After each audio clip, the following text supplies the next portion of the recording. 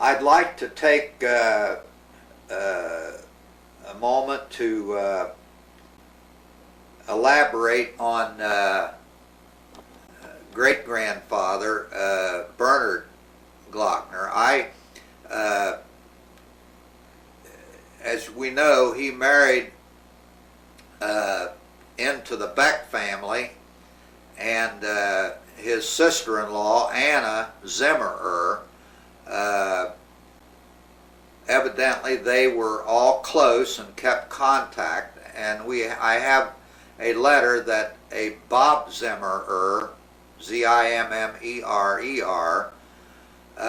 who is an attorney in Pasadena, Texas, who was reared in Cincinnati, Ohio, and whose mother is still living at the age of 101 and lives alone and cares for herself. She's a hardy soul. But Bob Zimmerer has correspondence in his possession written in German by Bernhard Glockner to his in-laws and relatives back in Bingen-Baden relative to other members of the family coming to this country. And the cost of a trip from Bingen-Baden across the sea to Portsmouth or Cincinnati was $25, American dollars. And for them in Europe to raise or accumulate that kind of purchasing power, they had to sell off their lands of their farms. And that's what they did. When they were able to, they sold off the land and provided for another member of the family to come to this country. Undoubtedly, great-grandfather was much interested in that. It's also said that Magdalena, Bernhard's widow and wife,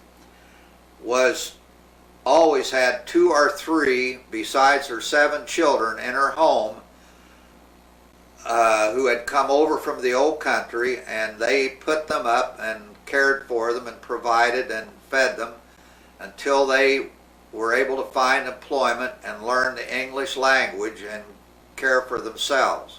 I have no idea how many, but they were noted for their generosity in that regard. Their home, and the only home that I know that they lived in, is in the 600 block of 6th Street and is still being lived in. It's just close by the church, and the west end of town was the German part of the community, called it Bonyfiddle.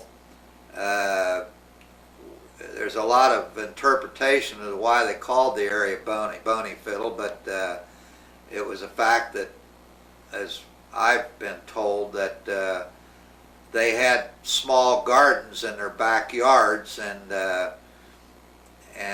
some way the word Bonyfiddle is a derivative of a German phrase, and that's what it stands for.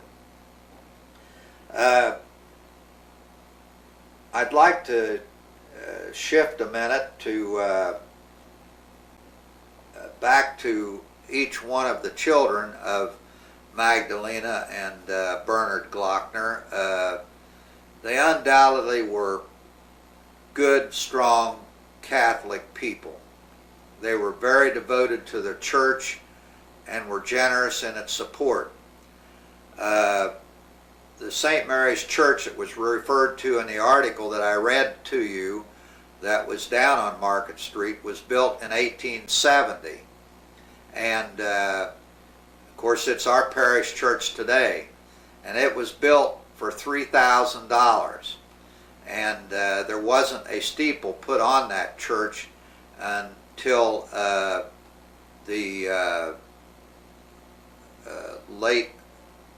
early 1890s, which is the highest steeple or highest building in our community.